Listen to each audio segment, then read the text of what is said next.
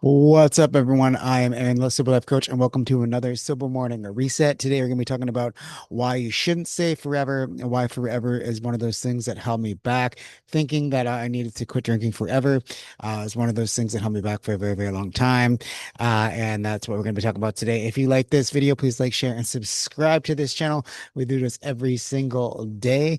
And thank you so much for being here. And when I first quit drinking, my biggest fear wasn't the cravings. It wasn't anything like that. It was the word forever. I thought that forever felt like a prison, right? It was like a prison sentence. And like I was losing a best friend. I had that best friend for 18 years as a problem drinker for 18 years. I started drinking at the age of 12. Really started heavily drinking in my teenage years. I kind of put it back on the back burner a little bit when my daughter was born, but then I became a daily drinker in my early 30s. I thought alcohol was one of my friends. I thought it was one of those things that was going to help me get through all these things that I had in my life that I had issues and that it was a solution for, but it wasn't. And the truth was, alcohol was never my friend. And once I shifted my mindset I realized that fear of missing out could turn into the joy of missing out. And today we're going to be talking about that joy of missing out, what it is, how to have it, and how to get there. So today. And like I said, alcohol felt like a solution to me, right? But it was actually the problem in my life. The fear forever almost kept me stuck there because I was always thinking that whenever I tried to quit drinking, I was thinking that, man, what am I going to do? How am I going to get to this next event? How am I going to do these things sober? How am I going to connect with people sober? How am I going to live a sober life? And sober life seems so boring and lame and just kind of like this gray thing that I didn't want to do in my life. But there was three mindset shifts that I had that changed everything for me, and we're going to go through those today. So number one mind shift that I had was there are no such thing as normal drinkers. We've been sold a lie that drinking is normal. We've been sold a lie that drinking this addictive substance is normal, but alcohol is actually ethanol. And if you actually think about it, and you read the book by William Porter, Alcohol Explained, he explains this that alcohol is actually a poison. And if you had pure alcohol, you wouldn't drink it because it's a poison. Your body would reject it. So that's why they put a little bit of alcohol in things like beer. That's why it's 40%, not 100%, right? So, and then they mix things in for the taste. And there's nothing normal about drinking something. You have to mix something in for the taste. You wouldn't drink gasoline. You wouldn't drink anything else. So once I started to realize that alcohol was just a poison that was marketed cleverly, that's when a lot of things change. And once you see it for what that is, that it's just a poison, it's an addictive poison that you're putting into your body, you realize that this illusion of normal drinking is just that, an illusion. And that drink's normal, that illusion of people saying, oh, I'm a normal drinker, it just disappears because there's nothing normal about drinking a poison or something that is so bad for you that you have to put things in it for the taste, just so your body doesn't reject it. So that was one of the mind shifts that I had. The second mind shift I had was alcohol never gave anything. It actually took things away, right? I thought alcohol gave me confidence. It made me fun. It made me exciting, right? I thought alcohol relieved my anxiety. I thought it would, do all these things that it said it was going to do, but it never did. And that the truth is, it stole those things from me. It robbed me of my presence. It robbed me of my peace of mind. It robbed me of the things that I wanted in my life that I was seeking through alcohol, right? I thought alcohol was going to give me connection with my wife. It just brought us further apart. I thought it was going to give me more confidence. And I thought I was confident when I was drinking, but when I stepped back, I realized I wasn't confident. I was a drunk, smelly mess.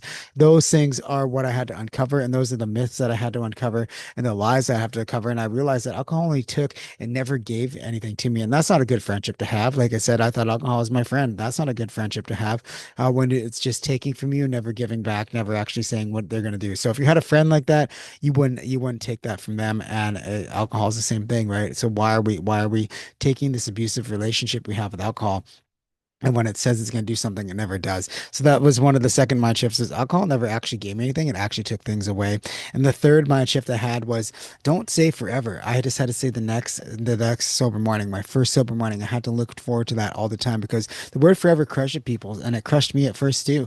Right. Like I said, I thought it was going to be boring and what am I going to do? But what saved me was looking forward to just one thing, my next sober morning, just getting to that next horizon, just getting to that next day in the very beginning was what I really had to do. I really had had to do that to get to the cravings. Really had to understand that, okay, what's it going to look like tomorrow if I have a drink? Well, it's going to look like shame, guilt. I'm going to be stuck in that Groundhog Day cycle. What's it going to look like if I don't have a drink? I really had to real with myself on that. And I realized that, when I look forward to the sober morning that I wanted, when I wrote that down and I looked forward to it and I had that in front of me, that horizon, clear head, no shame, guilt, that gave me hope, no guilt. That gave me hope, right? That gave me something to look forward to. And from there, it became one morning, one day, one habit at a time. In the very beginning, I watched, I think it was his name is Kevin O'Hara.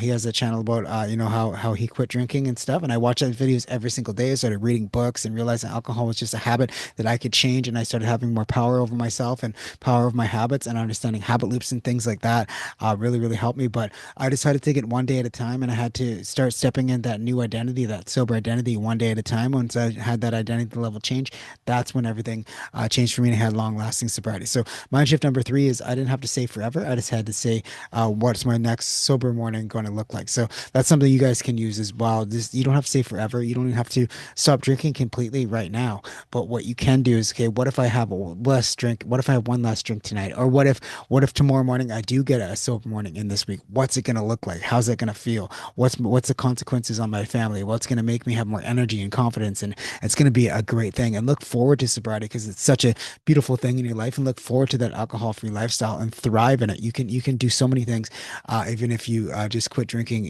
once like one night a week or whatever, where you want to start. That's going to be a super super helpful place to start. And then so today we're going to use the Dare to be Sober method to kind of go through a Dare to be Sober reflection for you guys. So if you don't know what it is, it's Dare is disrupt, ask, reframe, and execute. So we're going to disrupt those thoughts, right? Pause the thought of forever. If it's too heavy, pause that thought when you get, oh, I don't want to quit forever. Just pause it and take a breath. Take 2 minute pause and just kind of get in a better zone and get your mind right and ask yourself, what would one sober morning give me tomorrow? What would that look like tomorrow? I don't have to think about forever. I don't have to think about next month. I don't have to think about a year from now. I just have to think about tomorrow. What's it going to give me tomorrow? If I don't have this drink tonight, what's it going to give me? And what are the consequences on my family, right? The consequences are going to be good ones, right? You're going to be able to be present and in the moment and all these things with your family. And I know for me, my first sober morning, that I realized I was actually, being able to be present with my family. That was such an amazing thing, and it can be amazing for you too.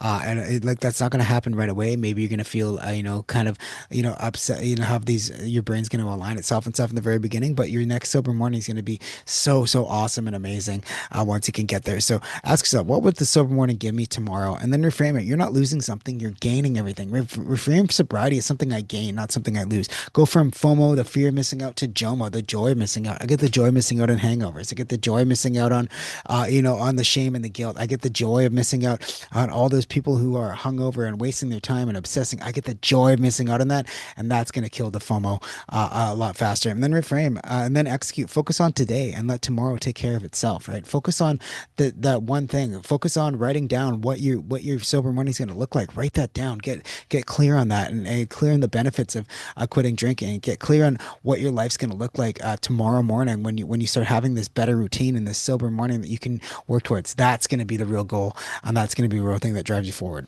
And today, so don't say forever. Say today. Say this morning. Say this next step. Just go one step, one habit, one win at a time. And that's how I build an alcohol-free life. And you can do that too. Just one win, one habit, one step at a time. Stepping into that sober identity, that sober you 2.0. It can be as easy as just getting one morning under your belt, and then another morning, and another morning, and another morning, and eventually you're going to live alcohol free for 7 years like I have, because that's kind of how I built it in the very beginning. Anyways, guys, thank you so much for listening. If you're ready to join the Kickstart Challenge, so Morning Kickstart Challenge is opening up again. So if you're ready for that 7-day challenge, it's just a bunch of emails and videos and things in your email. There's also going to be a Facebook community opening up on October 1st for everybody who wants to join the 7-day challenge and move forward, living an alcohol-free lifestyle, one sober morning at a time. If that's interesting to you, I'll leave a link in the comment section, and I'll leave a link in the YouTube description as well. And as guys, have yourselves a meaningful day, and like, share, and subscribe to this channel, and share it with someone who needs it. Okay, see you guys later. See you tomorrow in the next video.